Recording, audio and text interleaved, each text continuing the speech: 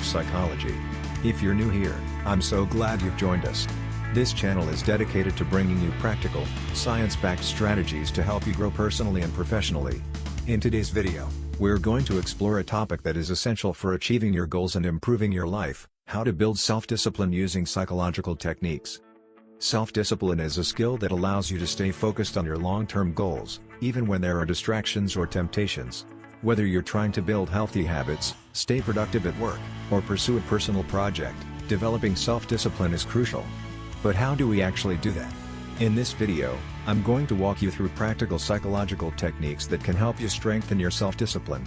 Let's dive in. Self-discipline is often seen as the ability to control yourself and your actions, even when it's tough.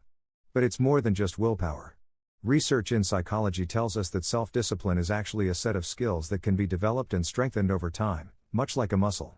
So, if you've ever struggled with staying focused or following through on your goals, don't worry, you can definitely improve your self-discipline. Let's break this down and explore some powerful psychological techniques that can help you build and maintain self-discipline. First, it's important to understand that self-discipline and self-control are closely linked. Self-control refers to the ability to resist short-term temptations or impulses in order to achieve a long-term goal.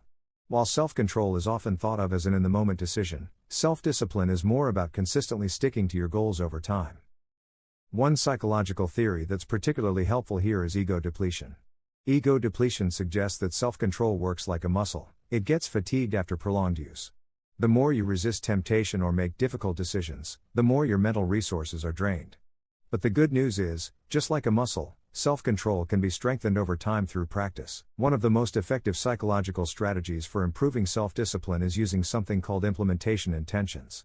Implementation intentions are specific plans that help you take action when a certain situation arises. Instead of simply thinking, "I will be more disciplined," you create a concrete plan like, "When I feel the urge to procrastinate, I will work for 10 minutes on my task." A study by psychologist Peter Gulwitzer found that people who used implementation intentions were more successful at sticking to their goals because they had a clear action plan. This technique works by reducing decision fatigue. When you know exactly what you're going to do in a situation, you don't have to rely on willpower alone, you simply follow your plan. Next, let's talk about habits. Habits are a key part of building self-discipline because they allow you to perform tasks automatically without needing to use up mental energy or willpower. Research shows that the more we repeat a behavior, the more it becomes ingrained in our daily routine. The secret here is that habits are formed through cue routine reward loops. For example, let's say your goal is to exercise more. Start by choosing a specific time of day, your cue, like right after work. Then, perform the exercise, your routine, and finally, reward yourself with something you enjoy, like a healthy smoothie or relaxation time. Over time, this loop becomes automatic, and the behavior becomes part of your routine, requiring less mental effort. A powerful psychological technique for habit formation is habit stacking. This is when you add a new habit onto an existing one. For example, if you already have the habit of making coffee in the morning, you could stack the habit of stretching for 5 minutes while your coffee brews. This makes it easier to adopt new habits without relying on willpower. One of the classic psychological studies on self-discipline is the marshmallow experiment, conducted by Walter Mischel in the 1960s. In this study, children were given a choice: they could eat one marshmallow immediately, or wait 15 minutes and receive 2 marshmallows. The children who were able to wait tended to have better life outcomes, such as higher SAT scores and better health, later in life.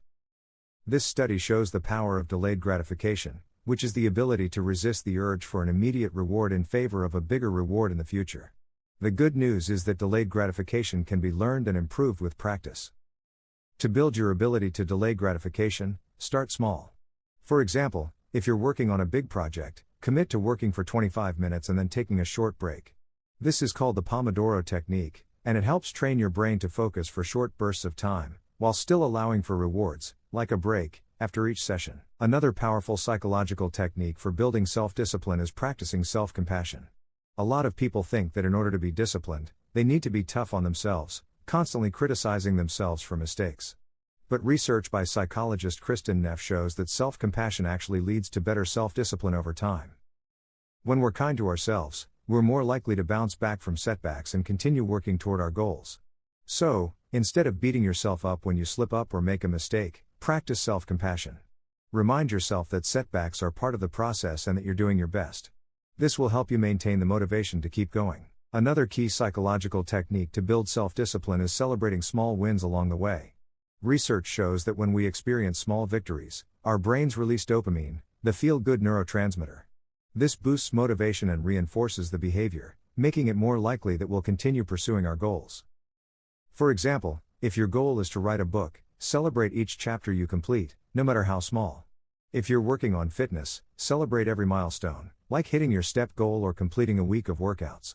These small wins keep you motivated and help you build momentum over time. Finally, one of the most effective ways to improve your self-discipline is to create an environment that supports your goals. Research shows that we are strongly influenced by our environment, so if you want to improve your discipline, start by eliminating distractions and setting yourself up for success. For example, if you're trying to eat healthier, keep healthy snacks visible and accessible, and hide junk food. If you're trying to focus on work, create a quiet, organized workspace that minimizes distractions. By structuring your environment to make it easier to stay disciplined, you'll reduce the amount of willpower needed to stay on track. In conclusion, building self-discipline is a gradual process that involves training your brain and creating supportive habits. By using psychological techniques like implementation intentions, habit stacking, delayed gratification, and self-compassion, you can strengthen your ability to stay disciplined and achieve your goals. Remember, self-discipline is not about being perfect, it's about making consistent efforts and learning from setbacks. The more you practice, the stronger your self-discipline will become. If you found this video helpful, please don't forget to hit the like button, subscribe to the channel, and share this video with anyone who might benefit from learning how to build self-discipline. Together, we can all grow and achieve more in our lives. Thanks for watching, and I'll see you in the next video. Remember, small steps lead to big changes.